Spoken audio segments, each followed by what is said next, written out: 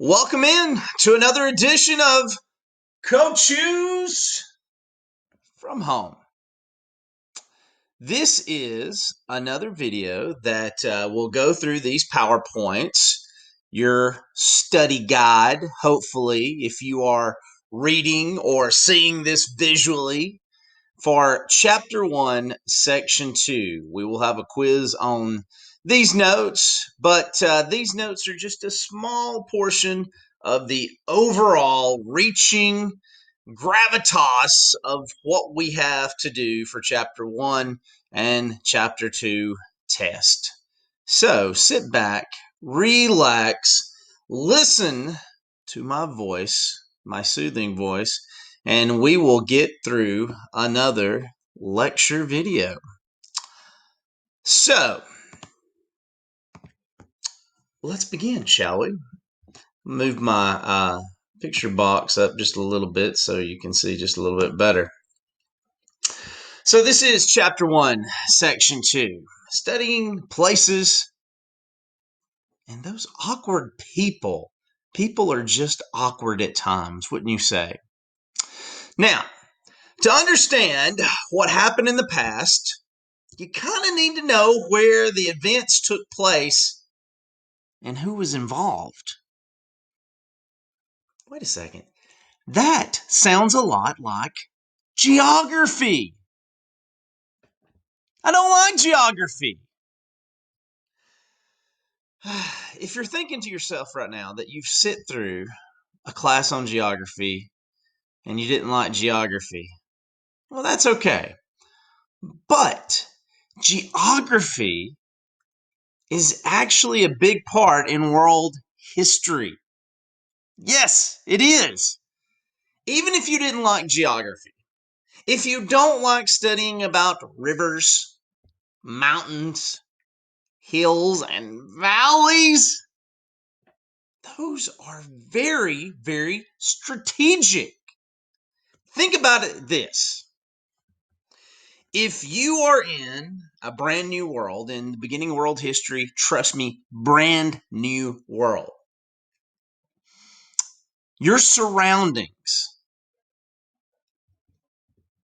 what's around you is extremely important. It may sound boring. It may read boring.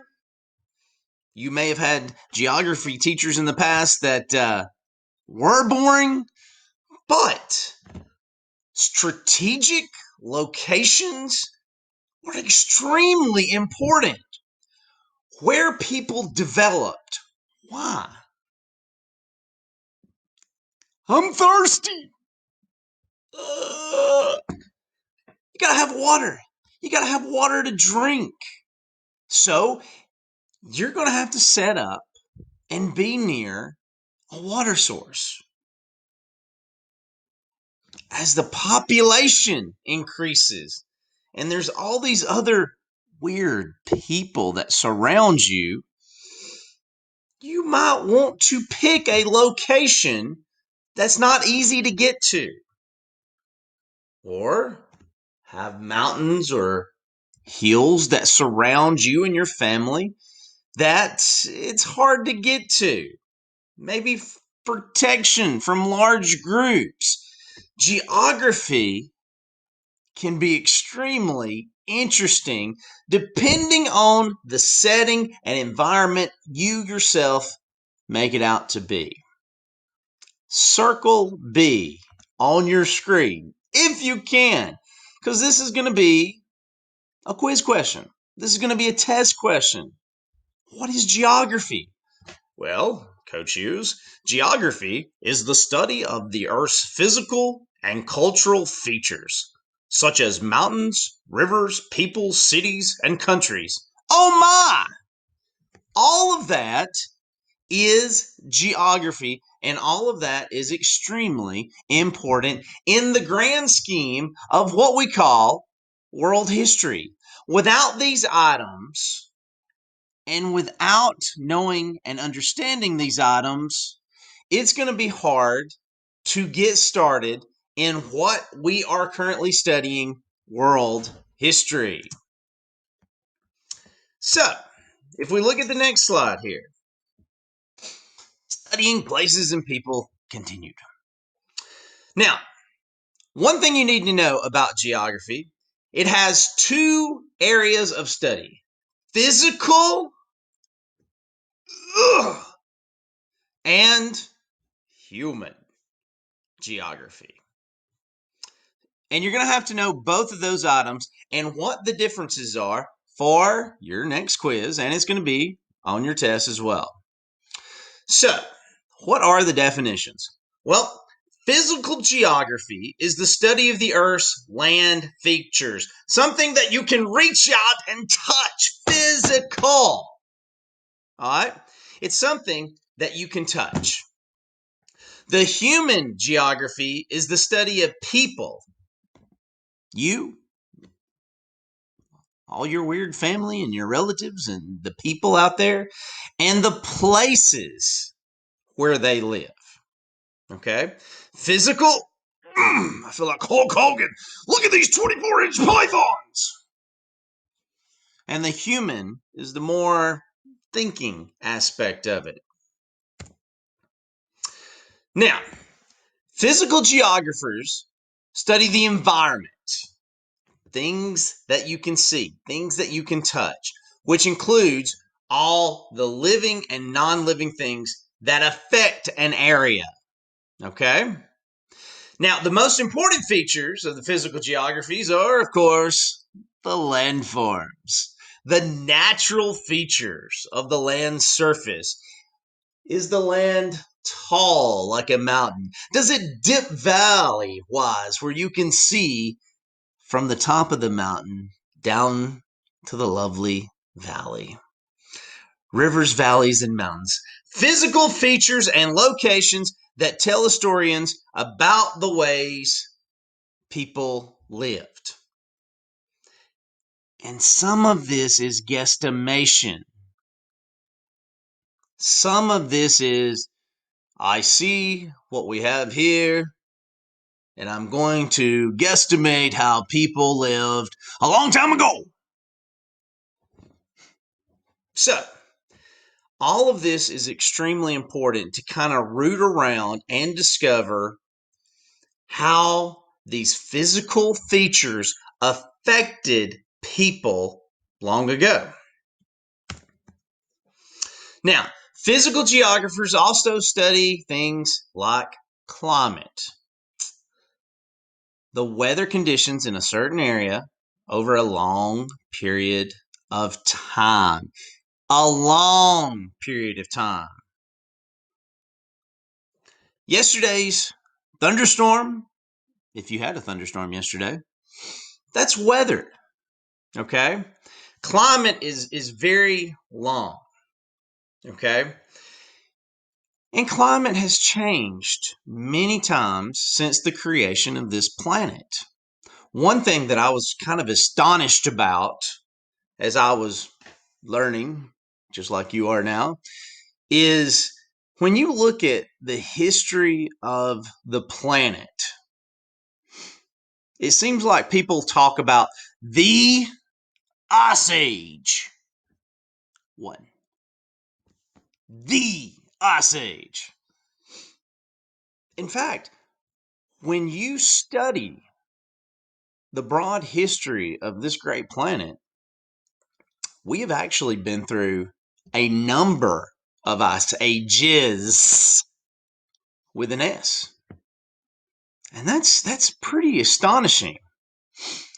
The Earth has gotten cold at some points throughout its history, and it's warmed back up.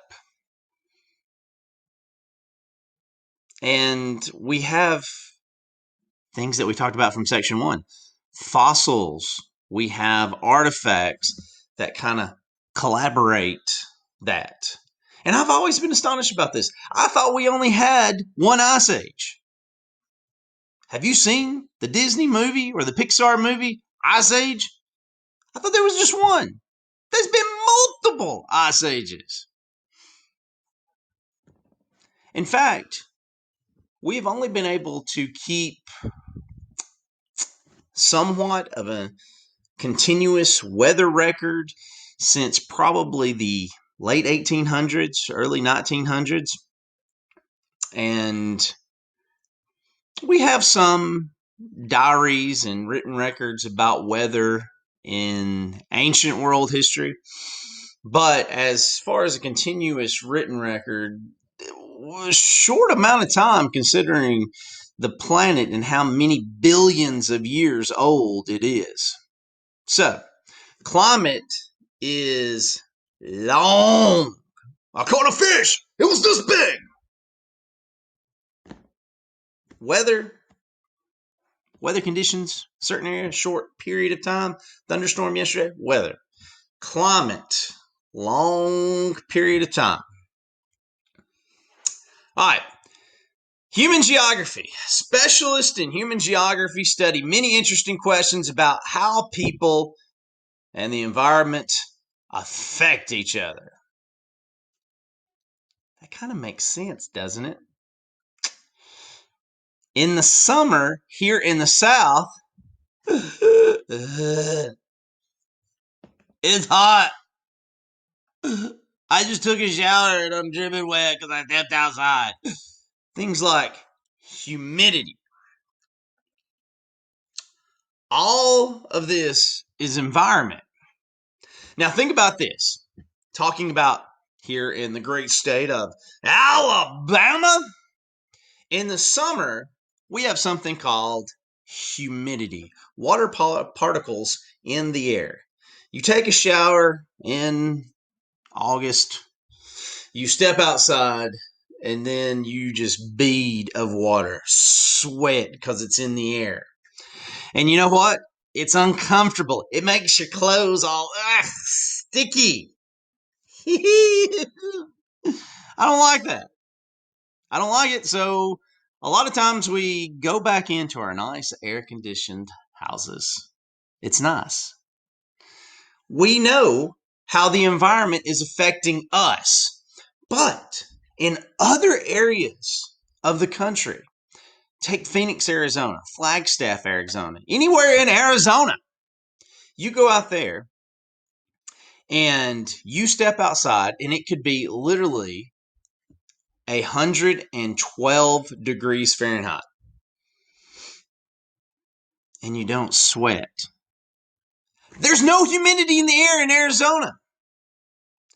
And that can be very, very bad because your body heats up and you're like, it's not bad. I'm from Alabama. I'm not sweating.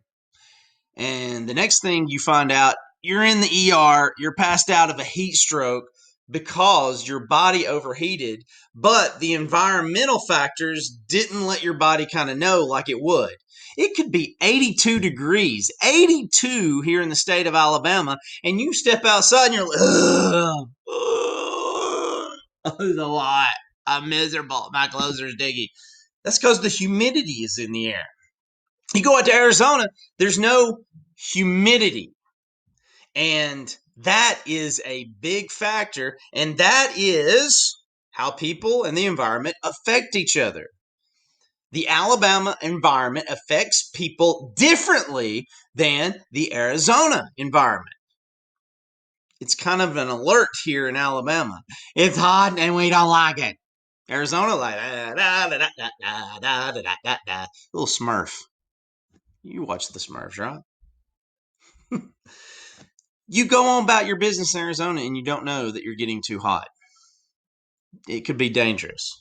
Again, how people and the environment affect each other.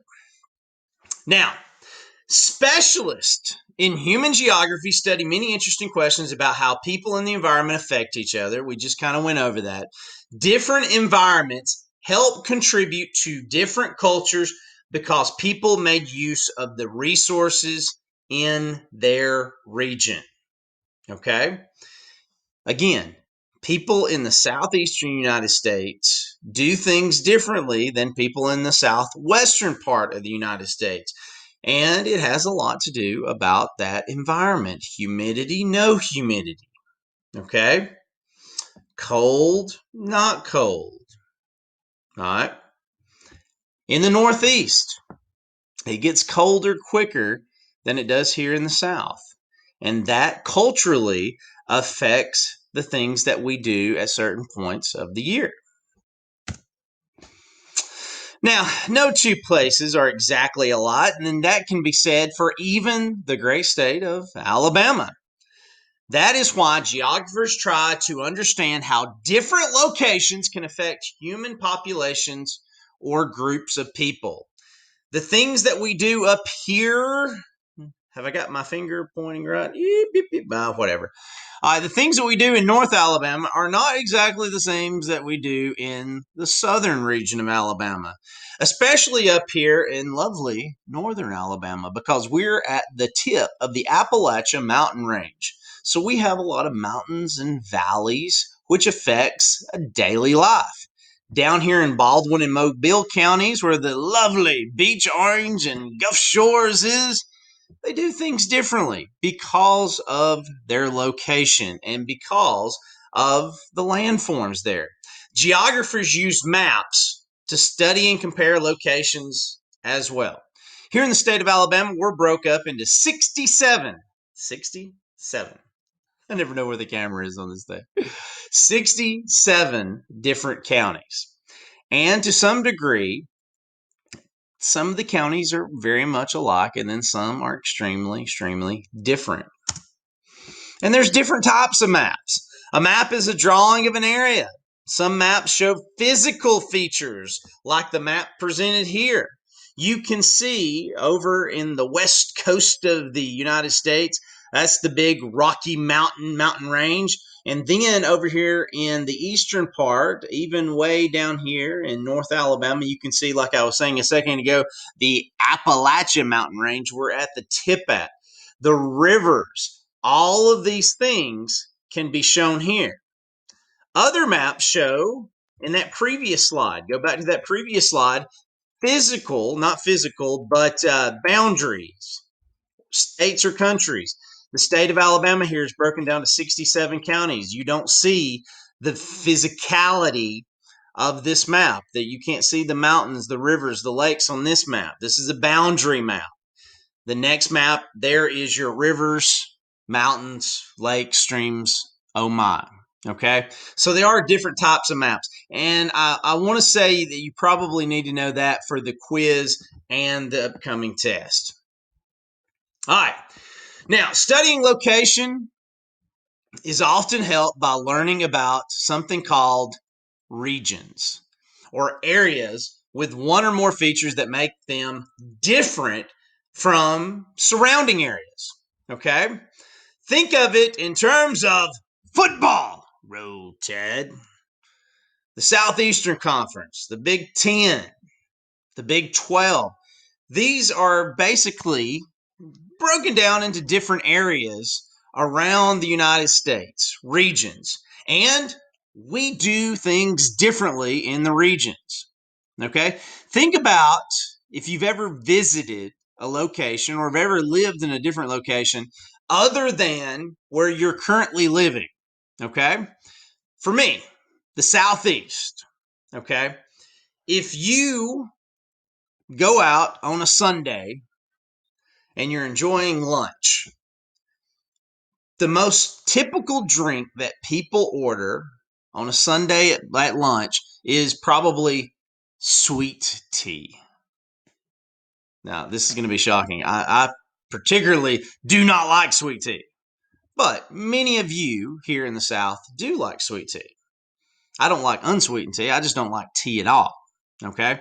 But if you go to say, if you're visiting New York City and you go to New York City and you sit down and you say, to drink, I think I will have sweet tea.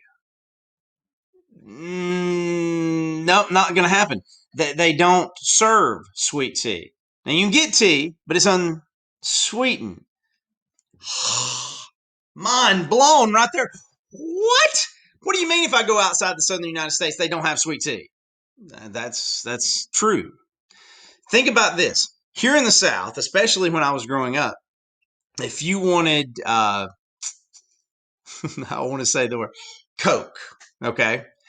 When I was growing up, somebody asked, "What do you want to drink?" I want a Coke, and they bring me like a Coca-Cola and be like, "I don't want that. I want like a Dr Pepper," because it seems like every soda that we have is associated with the term Coke.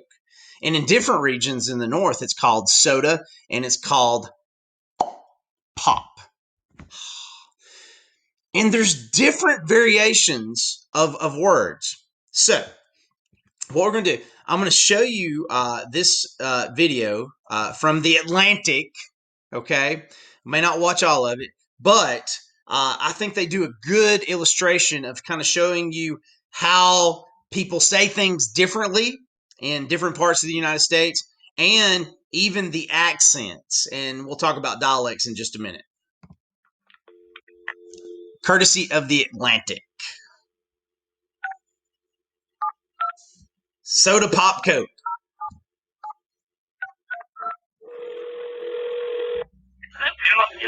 You were looking for somebody that talks like me. I have a strong Miami accent. I'm from Owatonna, Minnesota. And I'm a native Washingtonian. Alabama. New York. Alabama. Los Angeles.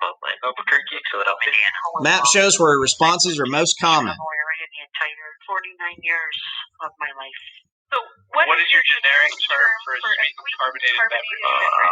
Well, that's soda. Soda. For that long. So the map lights up where people are saying it. What do you call the long sandwich that contains cold cut lettuce and so on? Hebrew? Hoagie. Oh, hoagie, yeah. What? Yeah. Sub? Yeah, I call it Sub. Subway. That's what I call it. Sub. That's a po' boy down here. Oh boy. A pecan is a nut. Pecan? Well, in New York it used to be pecan, but in Florida it's pecan.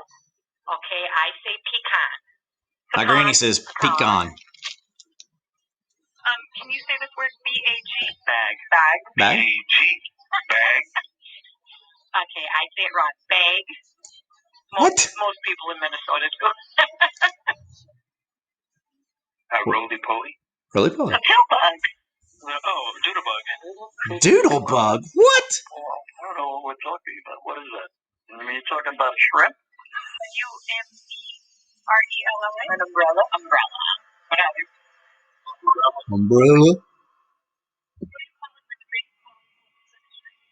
I went through 5 of them. Not here. The devil was meeting his wife. I've heard that. I don't really say about much, but I always think, oh yeah, the devil was meeting his wife whenever I see it happen.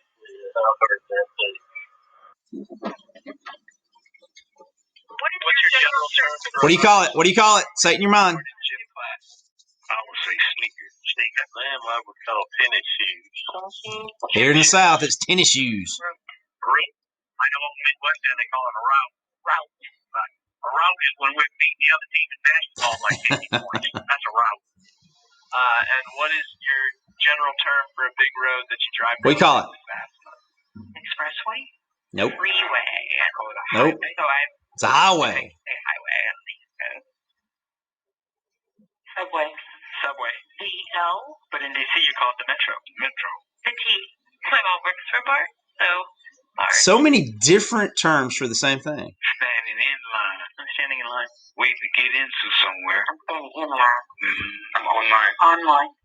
What word or words do you use to address a group of 2 or more people? 2 or more people? Probably, hey, you guys. Hey, you guys. Like, hey, guys. Y'all. Y'all. Come on, guys. It's y'all.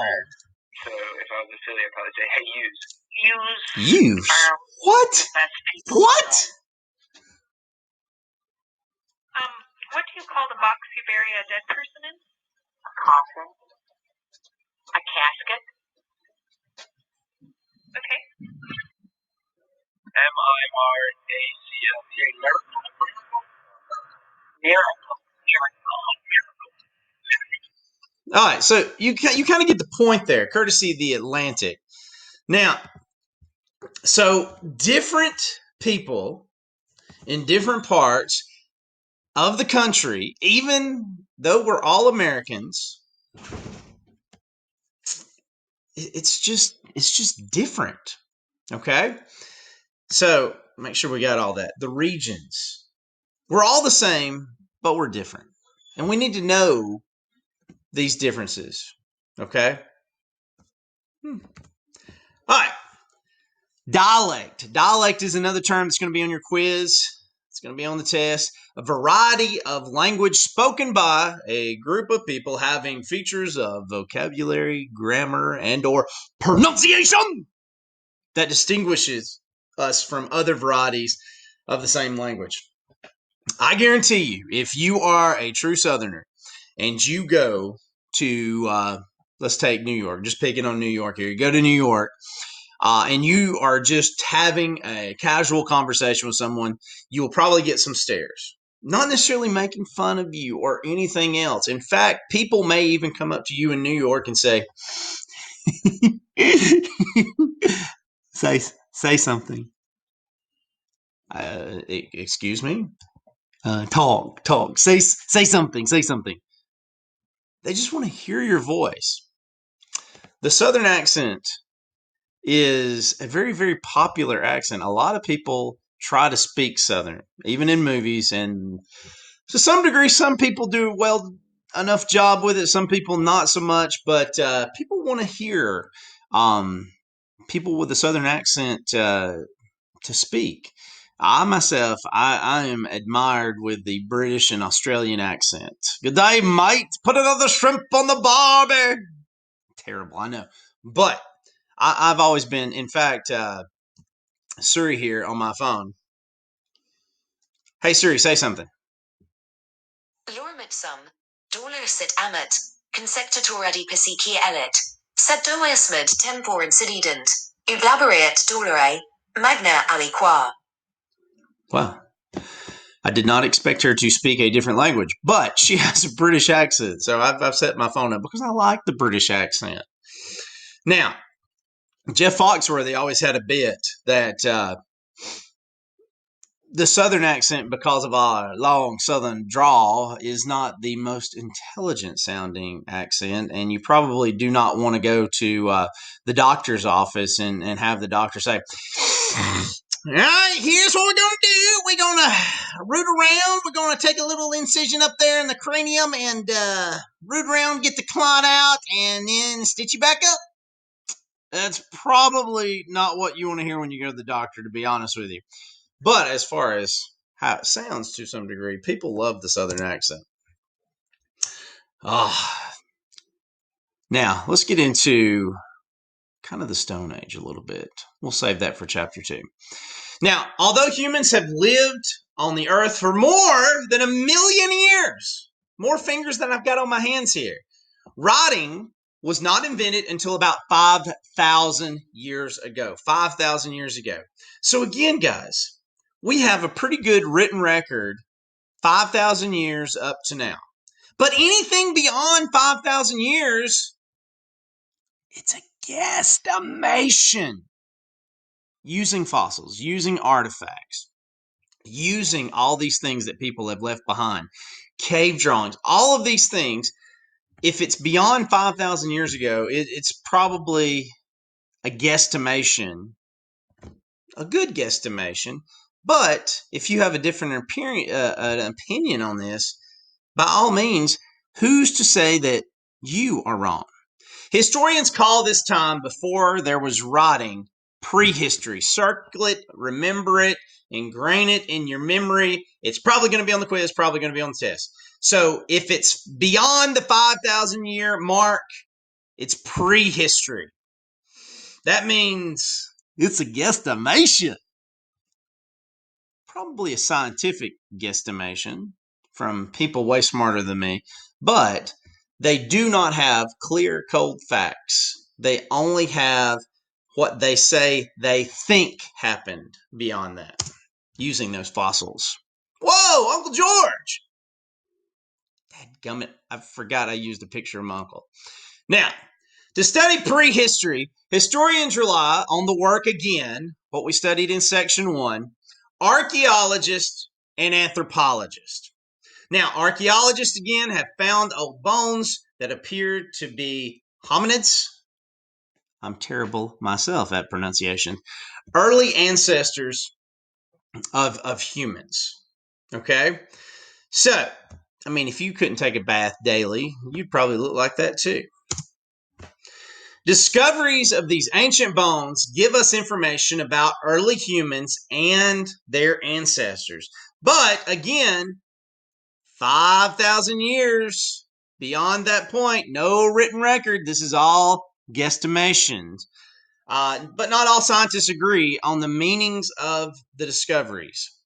Sure, we have bones. Sure, we have artifacts. Sure, we think we can say what they were doing, like you're playing with toys when you were younger, but it's not hard, cold facts. Guesstimations, 5,000 years beyond that. That's all it is. No written record. Dear diary, here's what I did today. Don't have that. Okay. 5,000 years ago, beyond that. As time passed, these hominids became more like modern humans. Me and you. Many scientists think that the first modern humans probably appeared in Africa about 200,000 years ago. Circle B, test question, quiz question. Scientists call these early humans Homo sapiens, wise man. Every person alive, me and you, belong to this group today. You need to know that. Circle C. That's going to be a quiz or test question. Another great section about world history. Hopefully, you learned a little something today. Maybe you learned about geography. I hated it, but now I kind of see why it might be important, especially when it comes to battles that we're going to talk about, even in movies. High ground and low ground, what that means. I don't want to give anything away. There's a lecture coming up. All right. So, climate, long periods of time. Weather is just like, hey, we had a thunderstorm yesterday. Different types of maps. We have the boundary map that shows you states and counties, and we have physical maps that show you rivers and lakes and mountains. Oh my! We have all of these things. We have regions, how people say things in different regions or have things and do things in different regions depending on where they live. The pronunciation, the dialect of how people sound, and then early humans. Sorry, Uncle George. So, all of these things are out there for you to know, for you to understand. You got to have this basis of information before we can do anything else. All right. Ladies and gentlemen, this is Coach Hughes signing off on another lecture. Have a great day, and as always, roll tide.